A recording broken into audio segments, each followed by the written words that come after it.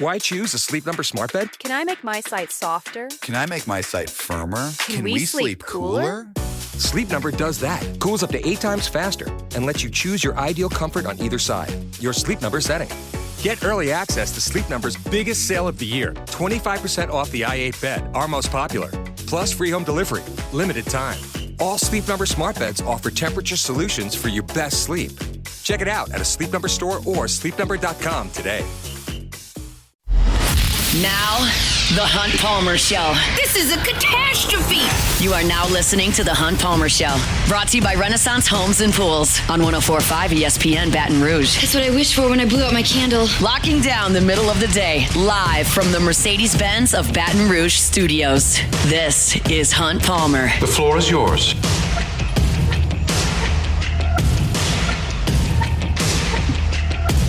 This is maybe an odd thing to say as we start hour 2, but I feel like the shows in August are going so quickly, and at the same time, I feel like the month is just dragging.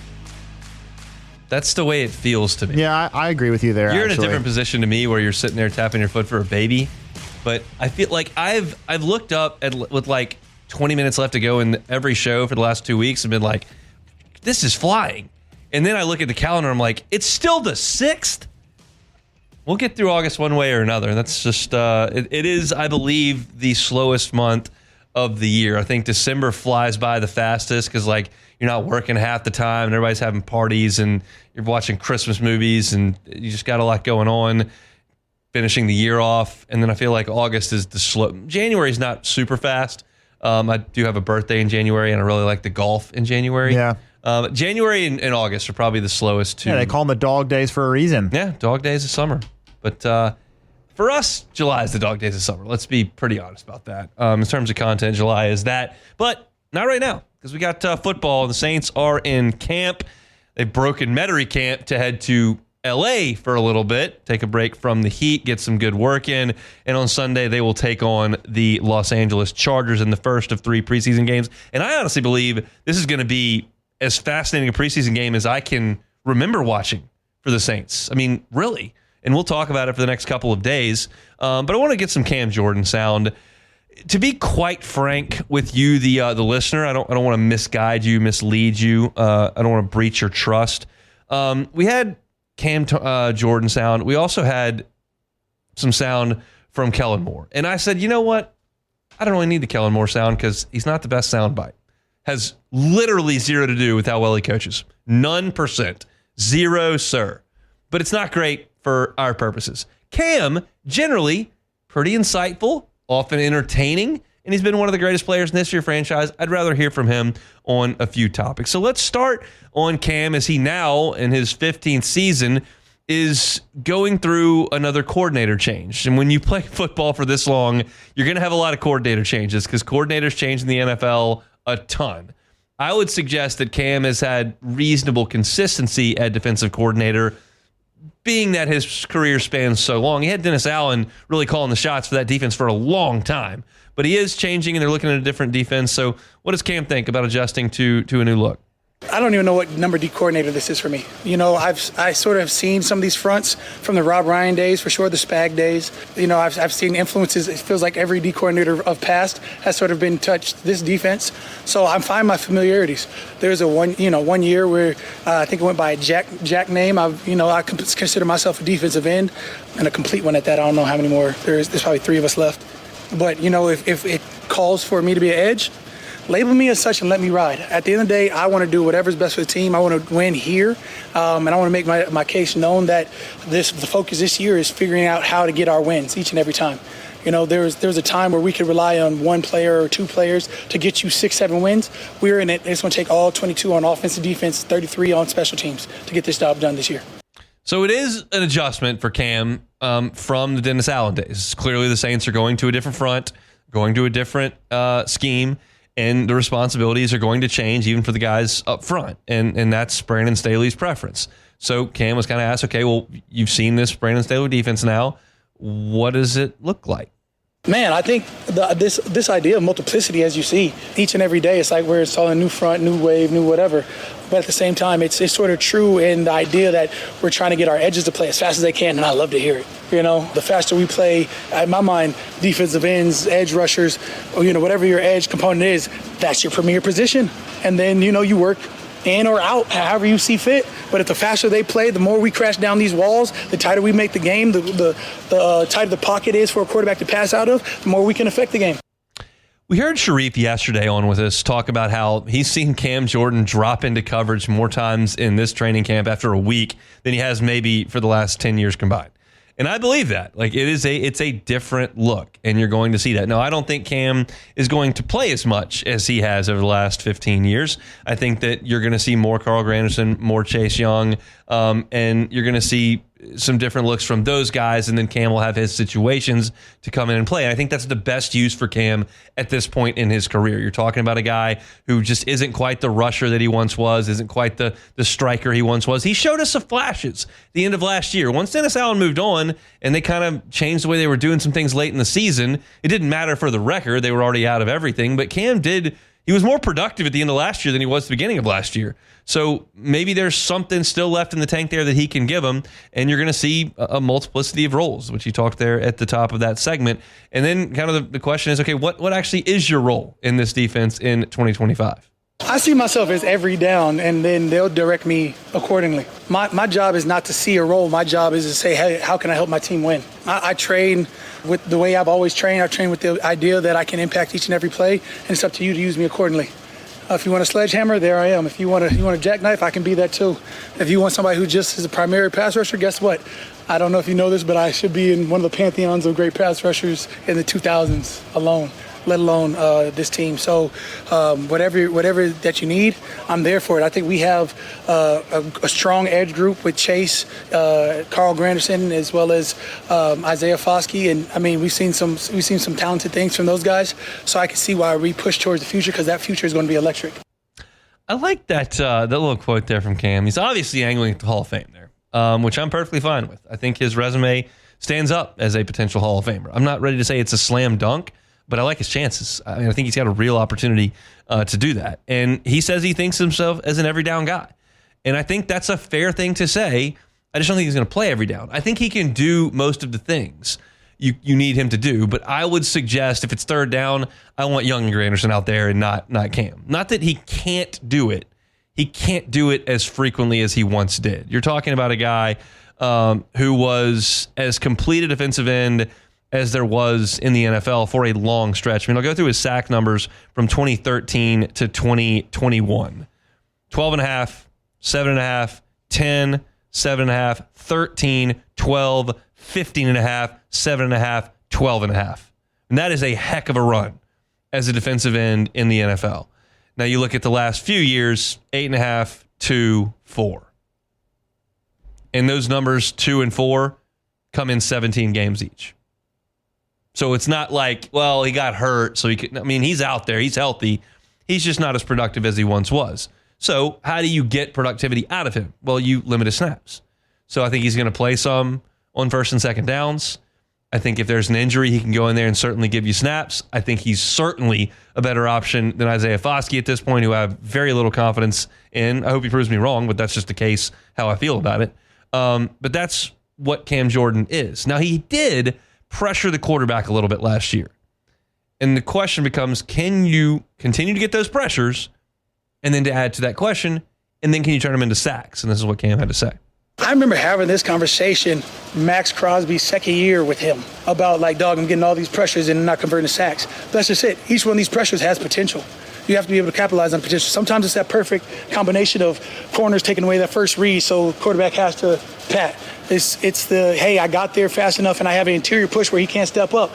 Sometimes it's just more than what you give him, but at the same time, you have to keep on giving. The idea of football is you never know when it's your play, so you have to be there each and every time.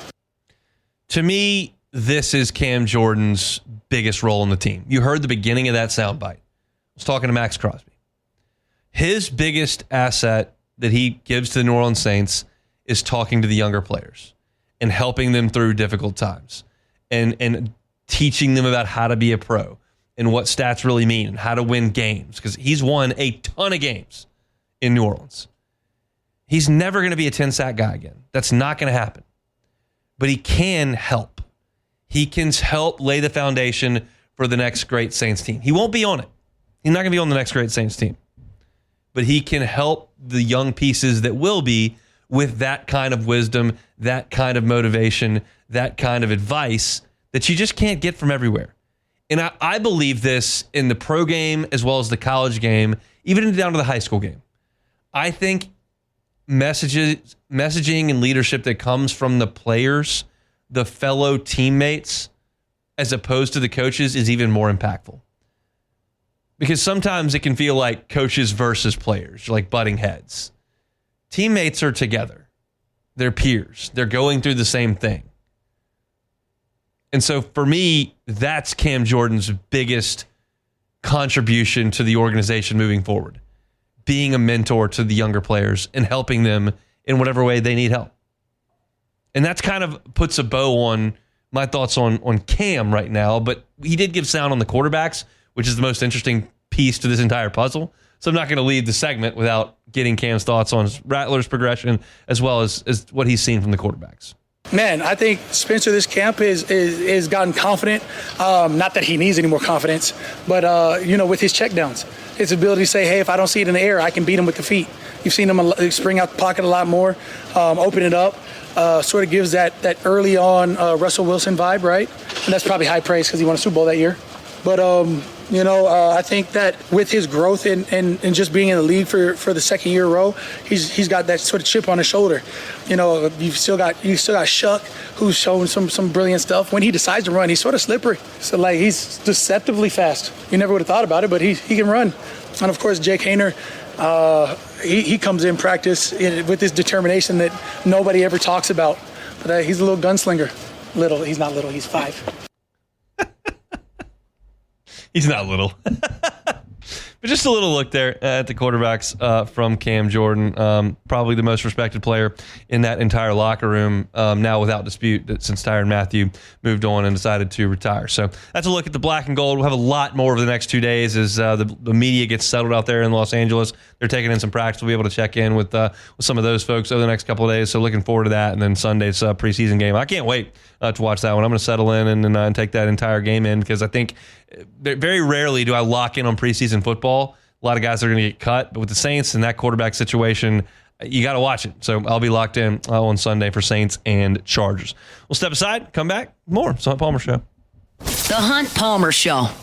Genesis of Baton Rouge. GenesisofBatonRouge.com is that website. Every car that's on the lot is online at GenesisofBatonRouge.com. You purchase one of those new cars that's on the lot at Genesis of Baton Rouge, well, you get a powertrain warranty, 10 years, 100,000 miles.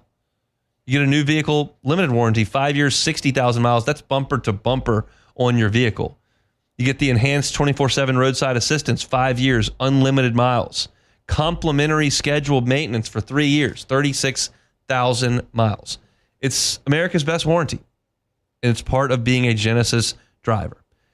The only fully exclusive Genesis dealer in the state of Louisiana, right here in Baton Rouge. So if you're just outside of Baton Rouge or one of our listeners over in Lafayette, North Shore, New Orleans, you're looking for the best in Genesis, well, come to Baton Rouge, Airline at PQ. You will be thrilled you did because the people, the facility, the line of vehicles are phenomenal. IHA's top safety pick. Every vehicle in the line is a top safety pick. Some of them top safety picks plus.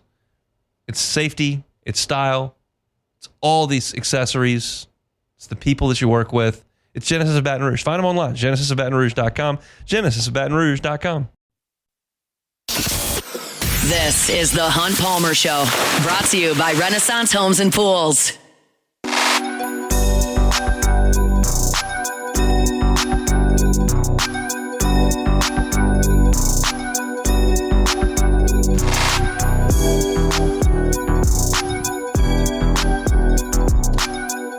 Beck, you know how I've told you sometimes when I do this show, I have these headphones on.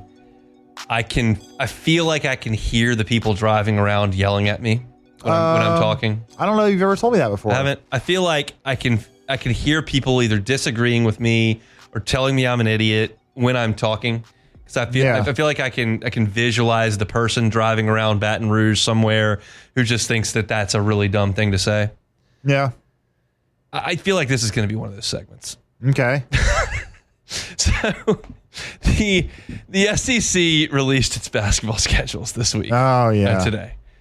And I'm not going to go too deep into the weeds here. Y'all know I like basketball. Y'all know I'm disappointed with how the basketball program has gone the last couple of years. And I'm going to say this with the understanding that all of you driving around are screaming at me while I say it, okay? I think they have a reasonable team this year. From what I've been told, they went out to try to work the NIL game prior to last season and went shopping and all of a sudden went, oh, we don't have enough money. They didn't realize with the allotted budget that they were not going to be able to swim in the waters they needed to. And so they upped that this year. They didn't necessarily, they're not Auburn and Kentucky, what those teams are doing. They're not even what Tennessee's doing. But they're more competitive. And they were able to go get some players in the transfer portal this year that some other programs really wanted. So I think they've got a chance to be decent. I'm not telling you they're going to the tournament. I'm not telling you they're going to Sweet 16. I'm not telling you the program is about to take off. I'm not trying to pump unrealistic expectation into the basketball program. I think they've got a chance to be interesting all year long. It's a 3-15 team from last year. I get it. And I would also tell you that I don't know everything there is to know about the SEC right now. I don't have enough bandwidth to go that deep into the teeth of the SEC basketball talent accumulation game until it's time to do that in November. And I will, but I don't have time to do it now. But they did release the schedule, and as I looked at the schedule, first glance, I kind of like how it lays out. I don't see this absolutely murderous stretch that they just can't recover from. Last year, the start to league play was just not manageable for LSU's talent level. It just was not manageable. They weren't going to be able to survive it. If you recall, and now you know what you know, they started with Vanderbilt and Missouri, which were winnable games, and they lost them both. And then they lost at Ole Miss. They beat Arkansas, who had a ton of talent. We know they got to the Sweet 16. Then they lost at A&M, and they lost at Alabama, and they lost to Auburn, and they lost to Texas, and they lost at Georgia, and they lost to Ole Miss, and they lost at Arkansas, and they probably weren't going to win any of those games anyway. Like the beginning was too tough for them to survive. As I look at the schedule this year, I don't feel that way based on the way the programs have generally performed. So here is LSU's SEC schedule in short, and then we'll jump back to football quickly. They're going to open the SEC schedule at Texas A&M. That's a program in transition. Remember, Buzz Williams left. So they've got a whole new roster of Buckyball. Their coach's name's Bucky. They're calling it Buckyball. Then you come back and play South Carolina. They were atrocious last year. I don't think that's going to be an unwinnable game. Then you go to Vanderbilt, who was decent last year, but it's not one of the best programs in the country, not one of the best programs in the conference.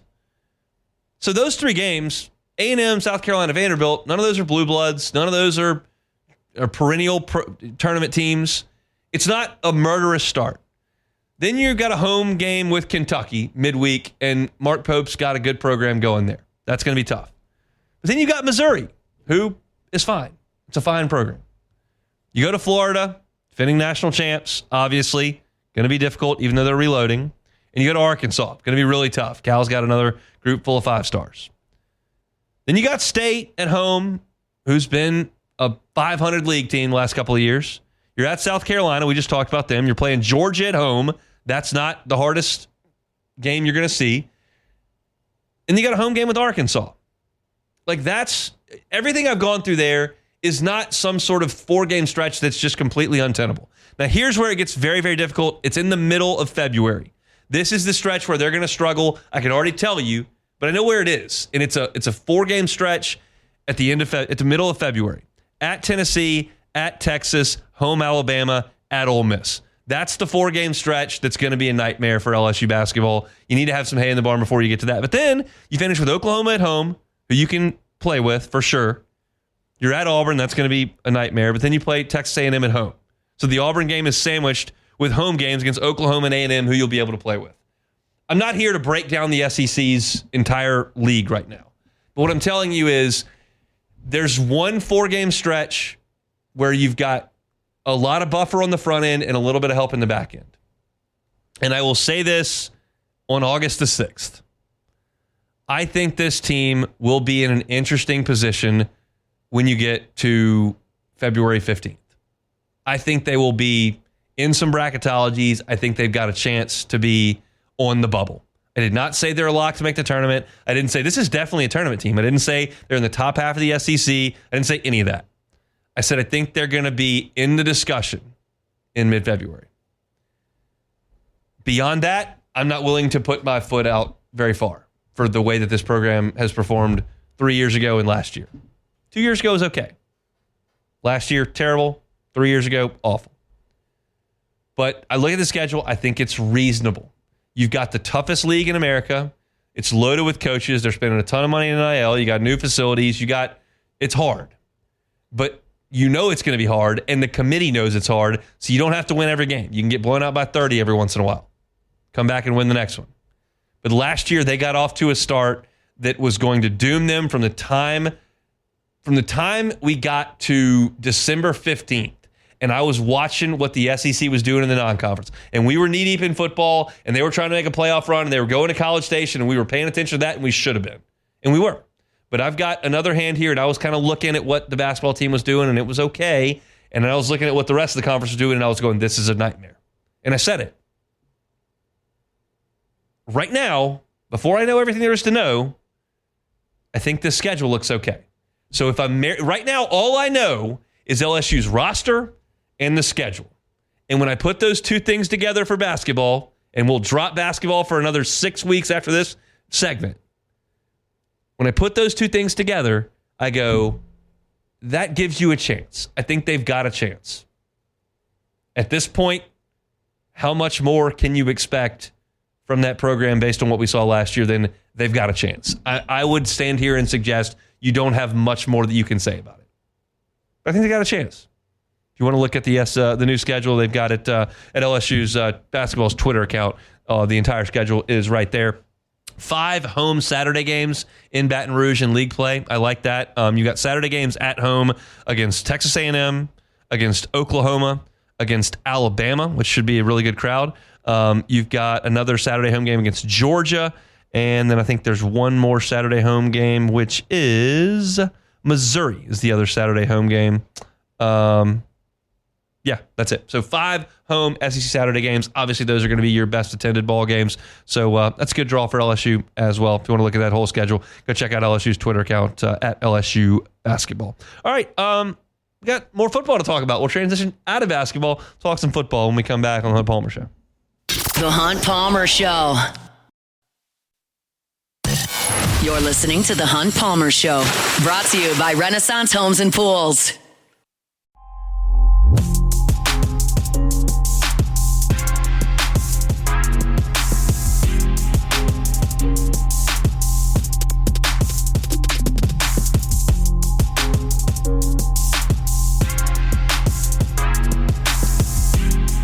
Let's transition back to LSU football. Been a week of camp. They practice today. They'll take tomorrow off. We'll have an opportunity to go out to practice on Friday.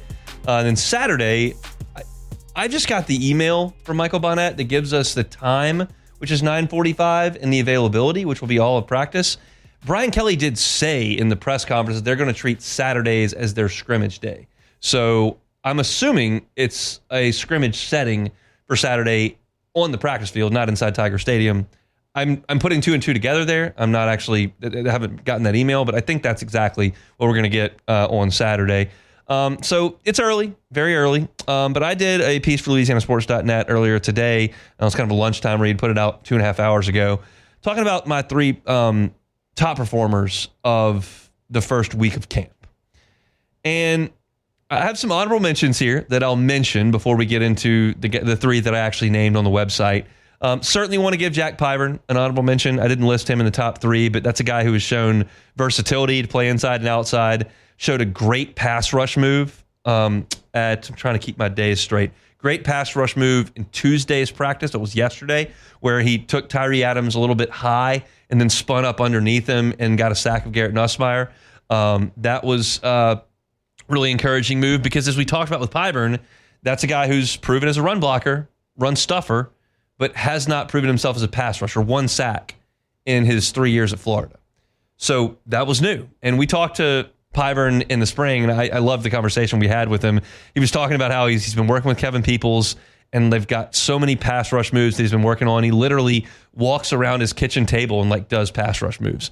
And I think that shows like he's determined, he wants to be better, and he's making strides in that direction. So I saw that with the move he made back on Tuesday. So I want to give Pyburn a shout out. He's honorable mention. Kyle Parker is honorable mention for me. Absolutely. He is catching everything in sight. I think he's getting some extra run, specifically with the ones because Aaron Anderson's not out there. And both of those guys are a little bit on the shorter side. Both those guys can really run routes. And neither of them is, a guy that's going to go up and make a ton of plays over the top, is not going to be a physical receiver, but certainly can create space out of the slot and make some catches in the intermediate passing game. So that's a huge encouraging thing for Parker. I think he's done a really good job. So those two guys I would absolutely give an honorable mention to as far as standouts early in practice. I think Perkins is, and interestingly, they're all P's. That's Pyburn, Parker, and Perkins. Harold Perkins deserves a hat tip for the work that he's put in as well. He's done an excellent job of adapting to that star role of playing fast despite the injury. I've enjoyed watching him. So those are 3 honorable mentions. But the 3 guys that I listed for LouisianaSports.net, I've actually talked a little bit about on the show, but wanted to kind of set this aside as a full segment. I have been really impressed with Caden Durham. And that is with the understanding that at times there's nowhere for him to run. But when there is somewhere for him to run, he's hitting the hole fast. He's making big plays every single day. And I think that he's primed for a big year. I'm in Jake's camp for that. I would suggest you as the listener probably take his word for the running back stuff over mine, just a hunch on that. But I'm agreeing with him, so you can take both of our words on this one. I think Durham's going to be awesome. When you look at Caden Durham out on the practice field, you see a shorter player, but you also see one that is incredibly well put together. And there have been plenty of running backs under 6 feet that have been great players. And Caden's significantly under 6 feet, but he's shifty, he's solid, and he's got great home run breakaway speed. The one thing that I'm looking forward to with Durham this year, and we'll find out at some point. I can't tell you if it's at Clemson. I hope it is. Can't tell you if it's against Louisiana Tech. It probably is. Maybe week 4, Southeastern. I don't know when it's going to happen. But he's going to break free at some point. And I would really prefer it if he didn't get run down. South Alabama caught him on the running play. He scored on the swing route out to him. He scored on that the first play from scrimmage. Then the second play LSU had, he got a handoff and took it, and they ran him down. He also got run down in Bama game when he busted off the right side, and they ran him down. But I'd really prefer that not happen anymore, and I think it's possible. We know he's a track guy at Duncanville. We know he's a home run hitter in high school. We know how fast he is. I think last year the dislocated toes may have adversely affected his speed once that injury set in. He had the plate in his shoe and his cleat, but I think he's going to be an awesome, awesome back for LSU this year. So he was one of my guys. The second one I'm not going to spend a lot of time on because y'all already know, but I have to mention it just because I would be completely remiss if I didn't. Bernard Gooden's been awesome, and I expect him to be a difference maker on this defense with the way that he can attack from the inside. When I look back at LSU's defensive interior the last few years, Mekhi Wingo's a good player, all-league player, got some All-American honors. Yeah, Mason Smith, huge talent. Productivity, has made an NFL roster and doing well. Jaquelin Roy, drafted by the Patriots, made an NFL roster. You've had some guys with some talent, but your depth has been bad, and you haven't been a playmaking group on the interior. Last year, you had to duct tape it together with Gio Paez, and Paris Shan had a kick down, and Guillory was out, so you had to throw Bro in there, and he started games, and McKinley had to play late, and it was just kind of a mess, and Bo Davis kind of did what he could. But you got a situation where you've restocked the shelves, you've got talent, you've got depth. So not only should Gooden be able to be effective as a quick interior disruptor, but also you don't have to play him too many snaps, and you can put him out there when he's ideally needed. So he can be out there fresh for those pass rush snaps. You want to bring him out when you get into some short yardage type stuff, or want to sub like Jacoby and Guillory can go in there and hold his point of attack. So can Don McKinley. And then when it comes in and it's 3rd and 8 and they're subbing in a couple wide receivers and you get to sub, bring Gooden back in there and let him get up the field. Kick Jack Pyburn down inside, have those guys attack in the middle with Patrick Payton and Gabe Relaford on the outside with Perkins. Like, you line up at the line of scrimmage and it's 3rd and 9 and you got Perk on the outside, Payton inside him, Pyburn and Gooden on the inside, and Relaford on the other end. That's a problem. That's a problem as far as the pass rush goes. And it's hard to find guys that can rush the passer from the interior. You can find edge rushers. They're there. There are a lot of guys that are 6'4", 6'5", and can run a little bit with long arms. It's hard to find guys that are north of 285 pounds that can take that traffic jam with a center, a guard, a center, another tackle, and then maybe a blitz. There's 5 guys occupying very little space and can find room and get up there and make a play through blockers. Maybe Gooden is that guy, and certainly he showed out. And you've heard about him a lot at this point, and are probably sick of hearing about him at this point. And the last guy I highlighted yesterday at the tail end of the segment, but I wanted to spend a little bit of time doing that for a second day. If you listen every day, all day, you've already heard this, and I appreciate you. If you missed this yesterday, just leaning in today, Ashton Stamps has been great. And I gave this speech yesterday, but I wanted to kind of bring it full circle today. I did not have huge hopes for Ashton Stamps entering fall camp. I thought he'd be a starter. I thought he'd be serviceable. I thought he'd probably be what he's been for 2 years. Because he's been a starter for 2 years. He's been serviceable. He doesn't have an interception. He doesn't remind me of Patrick Peterson. He doesn't remind me of Derek Stingley. He doesn't remind me of Corey Webster.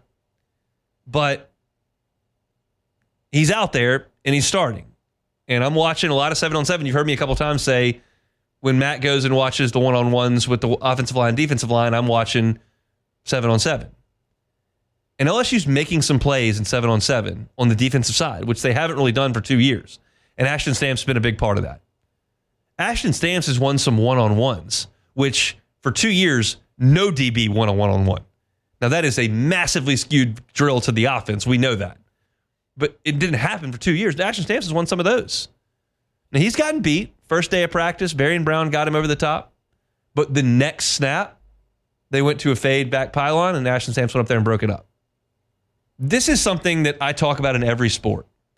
And it's less relevant today than it was 6-7 years ago, but there's still truth in it. When you are thrust onto the field as a freshman, especially when you're thrust onto the field as a freshman in 2023, when those COVID seniors are all over the place, you are 18 or 19 years old playing against a lot of 23-year-olds. That is a big freaking deal. Like in high school, the difference between a 15-year-old and an 18-year-old is massive. And in college, the difference between a 19-year-old and a 23-year-old is massive. And finally, as those COVID seniors age out and Ashton Stamps ages upward, now he is one of the oldest players on the field. Now he has put some muscle weight on. Now he has 2 years of experience playing against the SEC.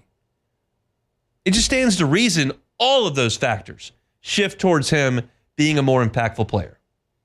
And I don't know if his interception total is going to go from 0 to 4 this year. I certainly hope it does. But I will tell you that just going to practice and watching him, the other DBs as well. I talked about this yesterday a lot. But him, more so to me, to my eye, than everybody else, he is making plays on the ball. And that is something you have to have. Line of scrimmage is vital. Quarterback is unbelievably important, but you can't win in this era of college football if you can't cover. And to me, when LSU was needed to cover the last couple of years, especially in season openers, they just couldn't. They couldn't stop Jordan Travis. They couldn't stop Miller Moss in the second half. They couldn't cover. You have to cover. Last year, DJ Lagway got him for some big plays. He couldn't run. He had one leg, but they got beat in the secondary. And I'm not trying to pin all these losses on Ashton Stamps. Far from it. He was the second best corner of the team last year behind Zai, who was hurt for some of the season. not his fault. It's a talent level fault on LSU's roster. That's starting to rectify itself. That's something we talked about a lot with what Corey Raymond is doing. So to me, Ashton Stamps absolutely been a standout through a week of practice. The three guys I recognized on LouisianaSports.net, Bernard Gooden, Caden Durham, and Ashton Stamps. I think they've been fantastical. Hat tip, some honorable mention with Jack Pyburn, Kyle Parker, and Harold Perkins. Not that those are the only 6 guys who have made plays, but those are the guys that I wanted to highlight on today's show. So hat tip to those guys. We'll see them back out there on Friday as a media. They'll take tomorrow off for a recovery day. We'll come back and close it out. It's a Wednesday edition of the Hunt Palmer Show. The Hunt Palmer Show. Highland Insurance Group, HighlandIG.com is the website. Jonathan Carbo and his team, phenomenal folks to work with on the insurance side of things. Captives are something that Jonathan and I talk about quite often, and they're here. It's not like it's something that you can't get currently. You certainly can, and that's what I'll be here to tell you about. But captives are really the future, I think, of insurance. Premiums continue to rise. The market continues to harden, and it just becomes tough on business owners. Have you ever gotten creative with handling your insurance program, with handling your premium dollars? Have you explored a captive? Has your broker brought that to your attention? If that hasn't happened and you're a sizable business that is spending some money on premiums, call Jonathan Carver and his team. Reach out to the Highland Insurance Group online at HighlandIG.com. Say, hey, can we look at a captive? Can I fit into that? They do this kind of stuff all the time. Not every insurance broker is competent in the captive world. The Highland Insurance Group is. And Jonathan Carver and his team want to help you make that move if you are a fit. To make that determination, give them a call. Check them out online, HighlandIG.com. It's the Highland Insurance Group, HighlandIG.com. This is the Hunt Palmer Show, brought to you by Renaissance Homes and Pools.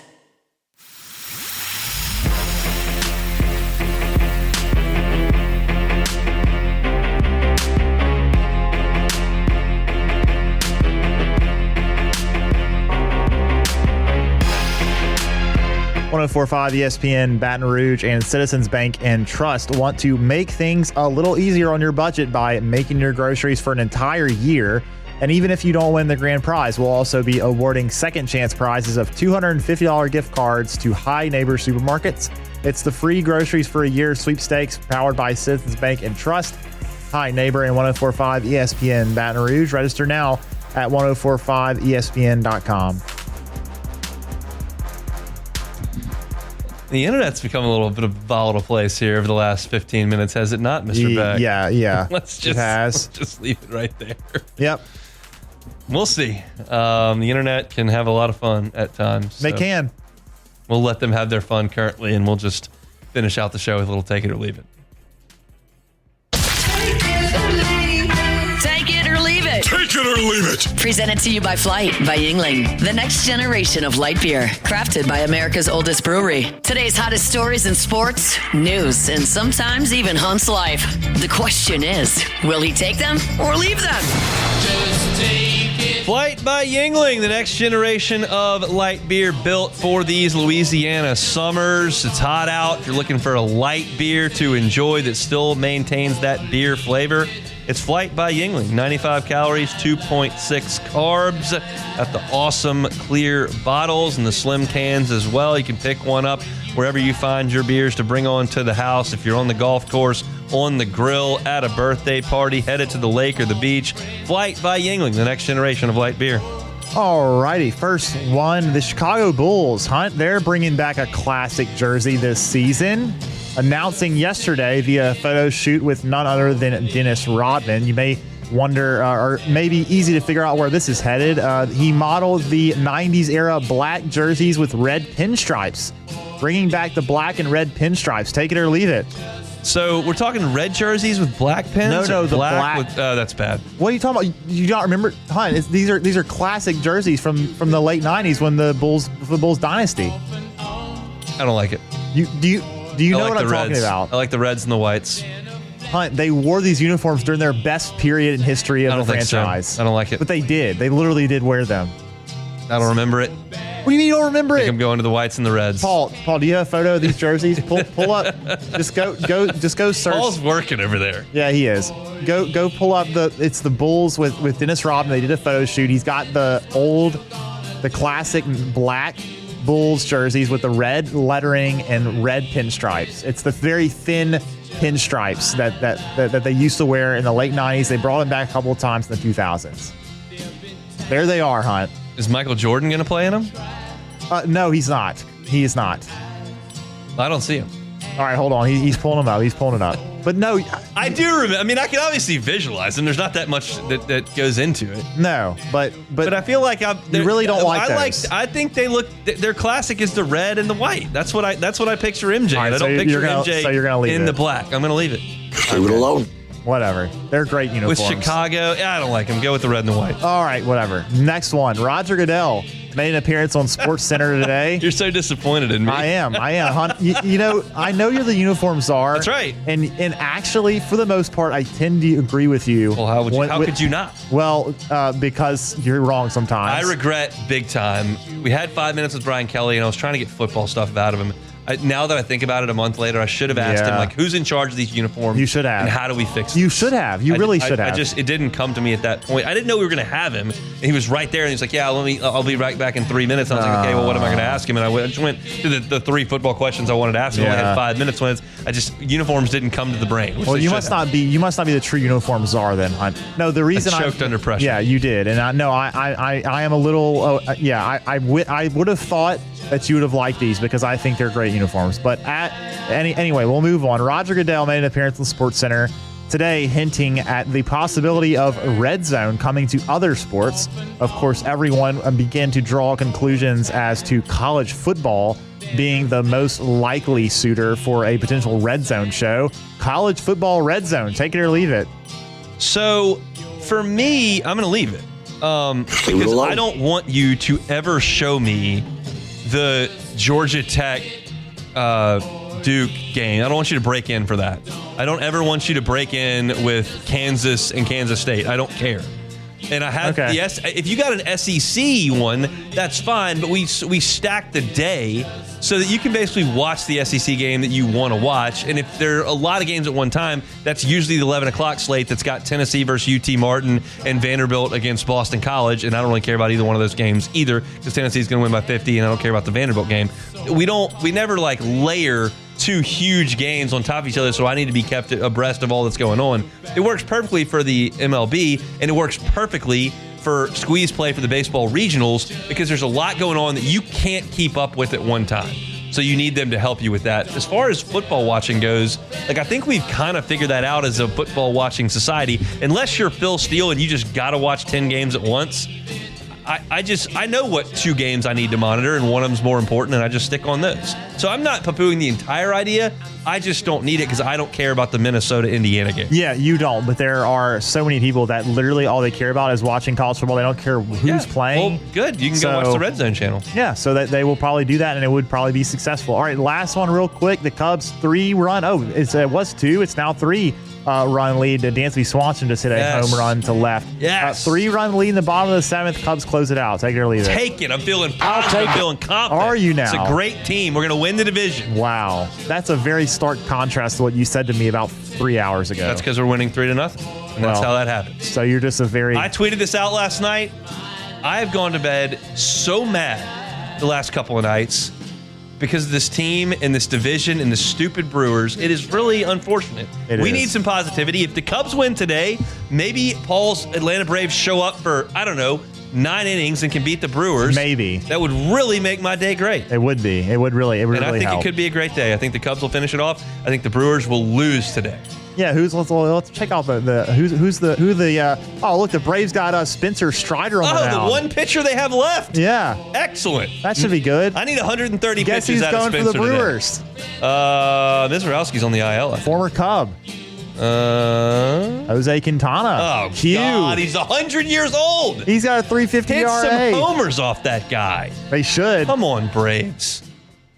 Paulie, thumbs up or thumbs down on the Braves today? Today? Yes. Strider against Quintana. It's a good matchup. I'll give you a thumbs up today. I love to hear it, Paulie. Yeah, that's the kind of what we confidence need to hear. we're looking for on this Wednesday. We're brought to you by Renaissance Homes and Pools. For the pool of your dreams, check them out at builtbyrenaissance.com. We're done for today. If you missed any of the show, a lot of LSU football as well as some Saints. Check it out on demand wherever you find your sound. Just search Hunt Palmer Show. Matt's going to drive you home on AFR. Next, we're back tomorrow for a Thursday edition of the Hunt Palmer Show. The Hunt Palmer Show.